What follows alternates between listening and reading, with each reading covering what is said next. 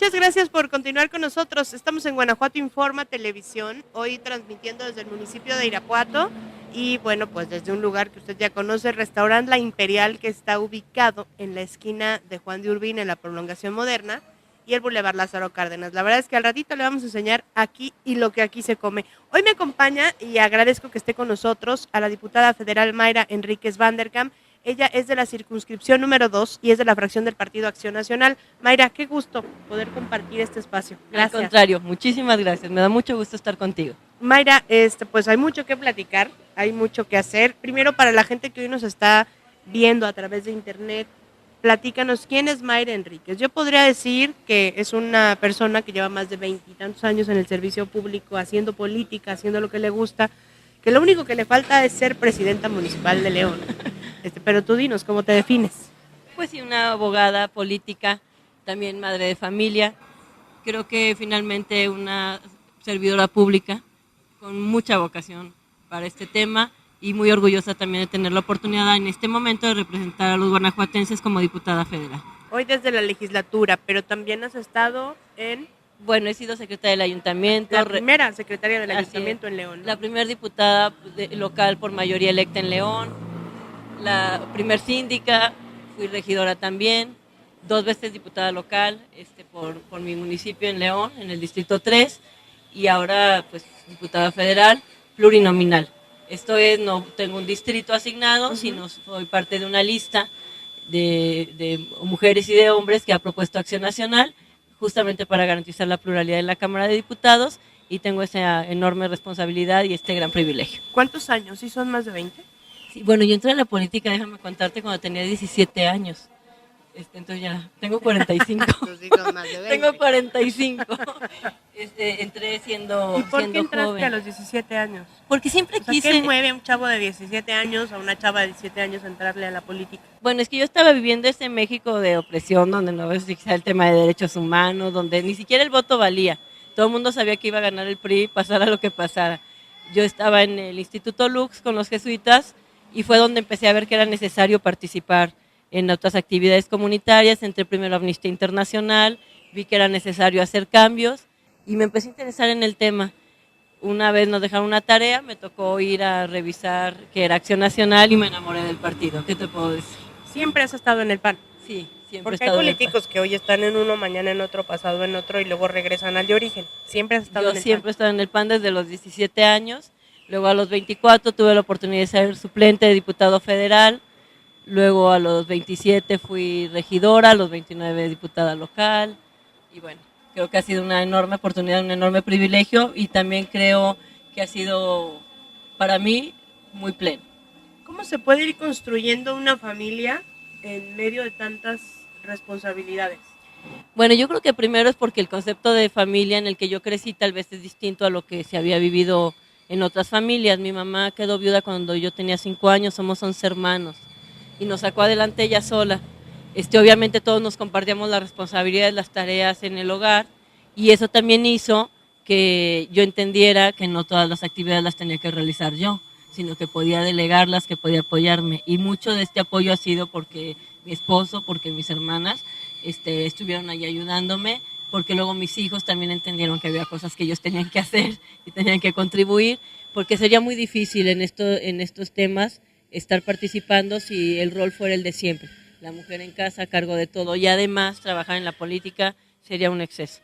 Creo que la única forma de lograr la igualdad es que la mujer se incorpore al ámbito público, pero también que los hombres se incorporen al ámbito privado. Y que haya una igualdad y que haya un trabajo en conjunto, ¿no? Y cambiar un poquito los roles, ¿no? Yo creo que no lo tiene que hacer todo uno personalmente. Creo que también hay responsabilidades de los propios hijos respecto a su cuidado, respecto a su seguimiento en la escuela. Bueno, hay que también enseñarnos, así como yo me enseñé a golpe de la vida, pues, porque mi mamá estaba sola, pero yo desde los 5 años tenía claro que mi mamá no iba a poder con todo y todos teníamos claro que teníamos que contribuir. Pues qué interesante. Y bueno, dentro del trabajo que hoy estás haciendo en la legislatura federal está pues algunos análisis y particularmente de los últimos, ¿no? Que ha sido la ley 3 de 3 y todo este trabajo en el Sistema Nacional Anticorrupción, que entiendo ha sido uno de los trabajos en donde te has metido a conciencia, ¿no? En los últimos meses. ¿Qué Así es. pasó en la ley 3 de 3? ¿Por qué está tan llevada y traída? ¿Por qué de pronto los ciudadanos acá, ajenos a lo mejor a lo que hacían allá en el Congreso, de pronto veíamos que se estaban peleando y nos parecía que se peleaban demasiado en ese Bueno, yo, sentido? yo creo que porque finalmente hay una clase política que se resiste. El PRI y sus aliados se han resistido a entender los cambios que la ciudadanía exige y entorpecieron algo que era simple y sencillo, atender la voz de los 634,000 firmantes de la primera iniciativa formal presentada por ciudadanos ante el Congreso, ante la Cámara de Senadores en este caso, para ser discutida. Si se hubiera hecho desde un inicio la atención a lo que demandaban los ciudadanos, creo que nos hubiéramos ahorrado un veto presidencial. Pero bueno, no fue así, hubo muchos obstáculos, hay quienes creen que todavía no están obligados a rendir cuentas, que pueden ser opacos, que el uso de los recursos públicos puede ser escondido y por debajo de la mesa, y eso fue lo que nos llevó a hacer una discusión muy ardua cuando era un tema simple y que era un tema sencillo. Servidores públicos honestos, dispuestos a rendir cuentas, dispuestos a dar información, dispuestos a ser vigilados. Ese era el tema. Y también particulares que no pudieran estar participando en redes de corrupción. Este es el enorme avance que se logra con el Sistema Nacional Anticorrupción, pero que fue con muchos tropezones porque había quienes creían que todavía podían mantenerse en la opacidad. Tú fuiste la primera, tengo entendido, de las políticos en Guanajuato que presenta esta declaración 3 de 3, ¿no? Así es. Bueno, todavía era candidata, pero a mí me parecía que era un acto de congruencia porque es un tema en el que he trabajado durante muchísimos años. Era necesario dar el ejemplo y aunque no fuera obligatorio, decir aquí está mi información y estoy expuesta al escrutinio público, como lo he sido siempre desde que soy servidora pública en el ámbito en el que haya estado. Creo que es un acto de congruencia mínimo, además de que yo siempre dije que quería participar en estos temas, de parte de la agenda personal, el tema de seguridad, el tema de justicia, en algunos asuntos, sobre todo los que tienen que ver con el tema de igualdad y lucha contra la violencia hacia las mujeres y los niños y las niñas, y obviamente el tema anticorrupción. Entonces me parece que era lo menos que se podía hacer. Cuando vino la firma del 3 de 3, pues también pusimos nuestro módulo, estuvimos haciendo brigadas de recolección de firmas, porque yo sí creo que es un tema que tenemos que promover, y ahorita soy funcionaria y ahorita soy diputada federal y ahorita tengo un cargo público, pero luego voy a ser ciudadana y yo quiero poder exigirle a los servidores públicos que estén en ese momento lo que como ciudadana me corresponde y es mi derecho exigirles. Y tienes hijos y luego a los hijos Sí, les van a decir, oye, tu mamá hizo bien o hizo malas cosas, mi ¿no? mamá fue de las que participó en la opacidad, obviamente jamás podemos promover eso. Y también tenemos que entender que México ha cambiado. Yo te decía cuando México necesitaba cambiar en el 88. Y la verdad es que nuestra participación, así esa de una jovencita de 17 años que entraba solo porque creía que se podía hacer las cosas, luego darte cuenta de que sí se puede, es maravilloso. Entonces cerrarle la puerta a la participación ciudadana es un enorme error, porque los grandes avances de este país se han construido porque los ciudadanos los han exigido. Y todo este Sistema Nacional Anticorrupción, Mayra Enríquez, va a ayudar a que no haya casos, por ejemplo, como el que hemos visto pues en las últimas semanas, en Quintana Roo con Roberto Borge, en Veracruz con Javier Duarte, que el presidente de la República les dice, espérense, pues estos sistemas de corrupción que ustedes elaboraron no son constitucionales, y les dio para atrás, porque parecía que estaban tendiendo la cama para salir bien librados ante una serie de hay algunos dinosaurios, como les decimos nosotros, que se resisten a creer que esto ya no es posible, dar marcha atrás, que la ciudadanía no les va a permitir hacer este blindaje para mantener la corrupción y para mantener la impunidad. O sea, imagínate 3 gobernadores haciendo un blindaje de impunidad para que no ser sancionados por todo lo que ya se les ha señalado, ocultando información, ocultando la deuda, estableciendo empresas fantasmas de las que ahora ya no quieren rendir informes. Era la verdad absurdo. Y bueno, no había forma ya de que esto siguiera avanzando porque el sistema nacional ya tenía unas premisas básicas y pues fue el presidente de la República el que tuvo que dar el manotazo y decir tenemos que promover acciones de inconstitucionalidad si siguen adelante. Lo irónico de esto es que todavía el gobernador de Quintana Roo dice que va a esperar a la Suprema Corte. No importa que la reforma constitucional establezca la máxima publicidad, establezca estos principios, no le interesa.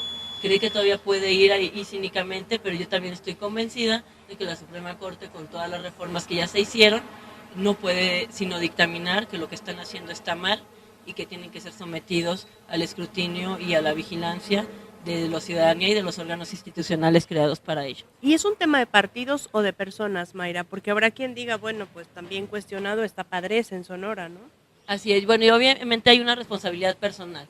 Yo creo que sí no podemos nosotros decir que por estar en un partido todos son buenos o todos son malos. Eso evidentemente que no es así. Hay responsabilidades personales, cada quien las asume. Habrá personajes que quieran aprovechar el cargo público para hacer actos deshonestos, seguramente en todos lados los habrá. Pero la institución es la que determina si quiere protegerlos y darles ese manto de impunidad o no. Eso yo también estoy convencida de ello. Hay partidos políticos que promueven y se protegen entre sí. Hay partidos políticos que no están dispuestos a hacer eso. Entonces yo creo que también eso hay que determinarlo, qué tipo de institución es en la que participan, porque bueno, Dios nos hace, pero nosotros nos juntamos. Ustedes deciden que se juntan. Pero entonces ahí yo creo que corrupto protege a corrupto. Entonces eso también define a los partidos políticos. Y aquí influyeron mucho los pronunciamientos de los gobernadores electos, ¿no? De Quintana Roo, de Veracruz, pero también la gente, sí, que hicieron un movimiento, muchos de ellos a través de redes sociales, exigiendo que haya claridad y que haya transparencia. De hecho, yo creo que toda la agenda anticorrupción la marcó la ciudadanía. No fueron los partidos políticos, fue la ciudadanía cansada y harta de ver que no se alcanzaban, no se lograban acuerdos. Hay temas en los que sí lograron acordarse que eran técnicamente mucho más complejos, como reforma energética y demás, pero en temas tan básicos como una ley de responsabilidades no nos podemos poner de acuerdo. Entonces la ciudadanía dijo, basta, presentó una iniciativa muy sólida, consolidada por especialistas, y bueno, finalmente el resultado creo que fue muy bueno a la postre, y fue un gran ejemplo para los políticos que aún quieren estar, insisto, bajo este manto de la opacidad y de la impunidad, de que ya no va a ser posible eso. Y hay otro tema que me llama la atención y que creo que a todos los guanajuatenses nos interesa y nos preocupa, que es la seguridad. Es un tema donde también has estado trabajando y bueno, pues Guanajuato no las ha tenido muy buenas en las últimas semanas. Concretamente León, de donde tú eres, pues ha tenido asesinatos. Yo me acuerdo cuando yo vi la nota grandota en los titulares, 15 asesinatos en un fin de semana, sí te preocupas, pese a tenerla, gracias a Dios, tener la oportunidad de tener información, ¿no? ¿Qué está pasando en Guanajuato? ¿Es percepción? ¿Es realidad? ¿O qué está pasando? Bueno, no podemos decir que no está pasando nada. Evidentemente están sucediendo acontecimientos que antes no veíamos y que no tendríamos por qué ver, así de entrada. Creo que eso es necesario decirlo. También hay una enorme percepción de inseguridad que no corresponde con los índices, pero no importa, porque si finalmente esta percepción de inseguridad me limita como ciudadano a hacer actividades, es igual el efecto que si se cometiera el delito. Entonces creo que también se tiene que atender, aunque fuera solo una percepción. Pero lo que yo sí veo y que me parece muy lamentable es que también se deriva de una forma de distribución de los recursos y las competencias que ha pretendido centralizar durante todo el gobierno de Enrique Peña Nieto, ha pretendido centralizar en la federación las atribuciones, las competencias, los recursos, y ha dejado debilitados a estados y municipios. Yo sí quiero decirlo con claridad, desde los fondos como Fortaseg, el que antes era Subsemun, estaba diseñado para un mando único, un mando estatal, donde ellos iban a decidir en qué se compraba y qué se hacía. Y el tema no era ver cómo resolvían los problemas de inseguridad, sino quién se quedaba con el ejercicio del recurso, quién tiene las competencias. Tienen una nueva ley de delincuencia organizada, se hizo la ley de justicia para adolescentes, hicimos la miscelánea penal, ya la Procuraduría no tiene pretextos. Y sin embargo seguimos sin ver los resultados, limitando a los estados porque se han llevado muchos de los delitos a ser combatidos a nivel federal, pero no han regresado a atenderlos realmente. Simple y sencillamente lo que ha sucedido es que se llevan las atribuciones y nos quedamos en estado de indefensión. Ahí está el robo del tren. Y tenemos el tema de hidrocarburos, por poner algunos de los ejemplos que les corresponden a la federación, que atraen una delincuencia de alto impacto, que no solamente se conforma con robar el tren o robar hidrocarburos. Cuando no tienen nada mejor que hacer, roban casas, asaltan y demás, ¿no? Por eso es que son tan sanguinarios luego los crímenes que existen en las ciudades. O sea, antes, por ejemplo, aquí en Irapuato, justamente aquí a unos metros de donde estamos, hace 2 meses, Marina Corona llega con su hija, 10 de la noche, baja del cajero a su coche, va al cajero y resulta que como no tenía dinero la matan, le quitan la vida, su hija iba a cumplir 15 años, esas cosas que no entiendes que estén pasando en un municipio como este. Y luego otros, si se detiene a los delincuentes, te das cuenta que ya habían operado en otros estados. ¿Y qué hacen afuera? Esa es la enorme pregunta. Entonces hay todo un sistema que tiene que funcionar y no está funcionando, hay que decirlo, y que ha generado impunidad, también hay que decirlo, y que también nos genera desconfianza en la ciudadanía. Pero la Federación tiene una enorme responsabilidad en esta materia y creo que también el Poder Judicial tendrá que actuar en forma diferente para que no estemos nosotros sujetos a que si se hizo mal, a mí me parece que a veces hasta podemos creer que intencionadamente se llevó mal una detención o se hizo mal un proceso y luego están libres. Ahora, suponiendo que así hubiera sido, ¿por qué si están libres nadie les da seguimiento a dónde se van, cómo se mueven? Claro. O sea, creo que sí hay el sistema de información que debería tenerse a nivel federal tampoco está funcionando y los estados, insisto, están en indefensión. Afortunadamente Guanajuato pues tenía sus herramientas particulares porque si no estaríamos como otros estados. Pero Guanajuato hizo su tarea, está haciendo su tarea y ha logrado contener un poco, pero si no se cuenta con el apoyo de quien tiene la competencia, la atribución y las facultades y los recursos, será difícil. Yo creo que este es un tema donde sí la federación es el momento de que actúe y haga la parte que le corresponde. ¿Y en medio de todo esto que Dios nos agarre confesados a los ciudadanos? No, yo creo que ya se deberían de estar tomando cartas en el asunto. Yo en el caso particular que conozco más que el tema de León, sí me parece que debe establecerse con claridad qué es lo que le corresponde al municipio, qué le corresponde al Estado, qué le corresponde a la Federación. Creo que tendría que suceder lo mismo en el caso de Irapuato. Y también qué le corresponde a los ciudadanos en este momento para evitar ser sujetos de un delito si no tenemos todas las armas o herramientas para combatir. Creo que sí tendríamos también que decirle a la ciudadanía con claridad que en este momento tienen que tomar determinadas precauciones en forma excepcional porque el ciudadano no puede estar secuestrado por la delincuencia, encerrado en su casa, pero sí cuando menos tener alguna estrategia para evitar ser víctima de un delito en un momento en que parece que no tenemos el control, ¿no? Que de repente eso nos duele, ¿no? Porque decimos, bueno, pues si pago impuestos y me bajan una lana cada vez que consigo un trabajo y de repente pues yo debería de sentirme seguro, ¿no? Al menos. Y ya no pensemos más las mujeres, ¿no? Todavía mayores riesgos. Claro. Entonces, por supuesto que esto duele, pero ahorita mientras se restablece el orden que quisiéramos tener y la vigilancia que nosotros quisiéramos tener y sobre todo la presencia de las autoridades federales a las que les corresponde estar aquí, creo que sí el Estado y el municipio van a tener que suplir y van a tener que hacer la tarea. ¿Y quién le tiene que hacer el llamado a las autoridades federales? Hace unos días hacían el llamado, ¿no? Pues que venga la PGR a atender temas de ferrocarril, de hidrocarburo. Y bueno, pues de inmediato la Secretaría de Gobernación envió un comunicado donde decía la PGR sí está en Guanajuato. Entonces, pues en medio de esto, ¿a quién le toca hablarle? Bueno, yo creo que el gobernador ha sido ya muy enfático, de hecho hace unos días también él declaró de que se han llevado los elementos que le correspondía a Guanajuato vigilar. Entonces, bueno, creo que ya están tomándose cartas en el asunto, pero también me parece que este es un tema donde las propias alcaldías tienen que hacer un planteamiento de necesidades diferentes.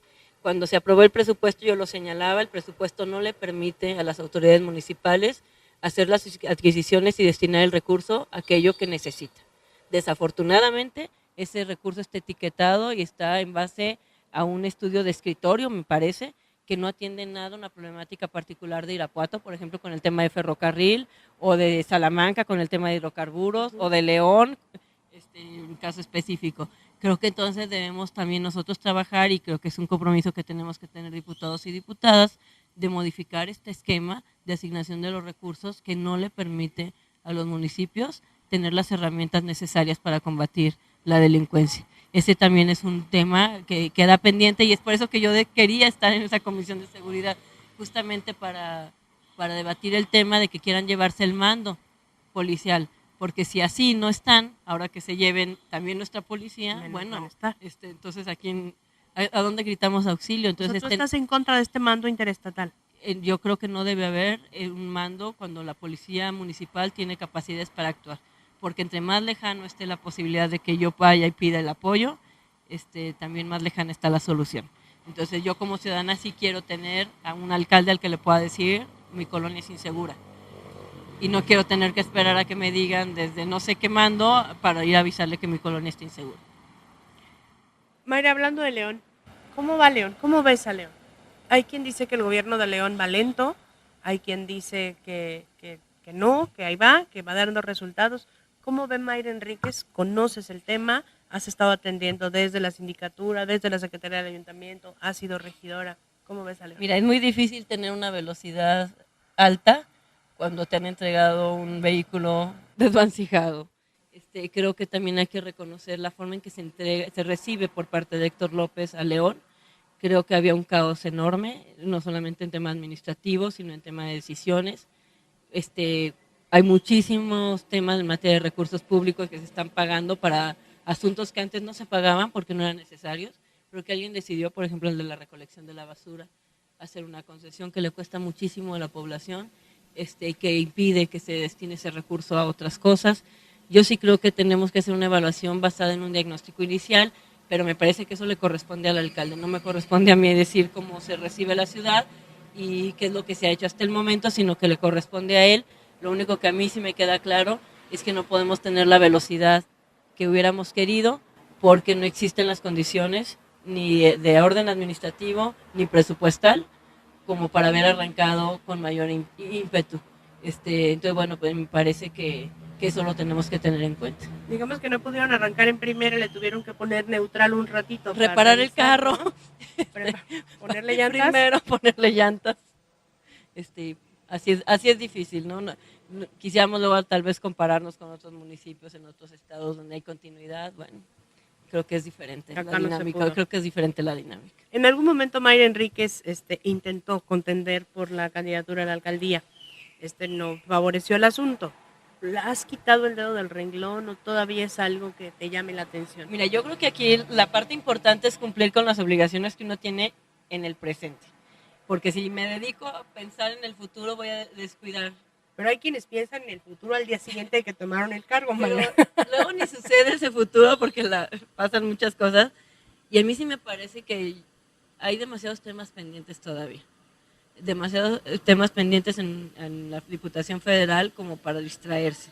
Viene todo el tema de justicia cotidiana, que me parece relevante. Necesitamos modificar todo aquello que impide que las mujeres, los niños y las niñas vivan libres de violencia y tengan acceso a cuestiones tan básicas, pero y en la práctica y realmente como los alimentos, claro, como las pensiones. O sea, cuestiones así que a lo mejor parecen muy sencillas, pero que son las de diario. En lo laboral, en el tema del bullying. O sea, hay demasiados temas pendientes todavía para la justicia cotidiana. El tema de seguridad ni siquiera vamos a tener que volver a empezar la discusión porque hay nuevos gobernadores con una nueva visión que también quieren aportar. Creo que son temas relevantes. Y además en el tema del Sistema Nacional Anticorrupción nos faltan muchas más leyes porque son 23 en total las que se tienen que modificar y van 7. Entonces creo que no es un buen momento para distraerse. Tienes trabajo que hacer. Hay bastante trabajo por hacer y pues bueno, ya yo creo que hay que cumplir la prioridad, la obligación, el mandato ciudadano es claro y para qué es. Y no me gustaría utilizar el cargo público para brincar a otro si ni siquiera he respondido con lo que me comprometo. Hay mucho que hacer en las comisiones. ¿Y si vas a todas? Sí, voy a todas. A todas. Y no se te juntan porque luego he platicado con alguien que dices que de repente me las pusieron a la misma hora. Y luego en el pleno. Y a la misma hora están votando en el pleno. Sí. Y resulta que aparecen como diputados desobligados porque estaban trabajando en comisión, pero estaban votando en el pleno. Es que también a mí esa parte de cómo evaluamos el trabajo legislativo, sí creo que la tenemos que cambiar como ciudadanos, porque fíjate que es bien complicado pensar que la sola presencia aporta algo. De entrada no. Hay gente que iba a jugar Candy Crush, estaba. Bueno, ¿no? Pero los indicadores que hace IMCO dicen, ¿por cuántas veces te presentaste? ¿Cuántas veces tomaste la tribuna? ¿Y cuántas iniciativas? No importa la relevancia de la iniciativa. No importa para qué subiste a tribuna.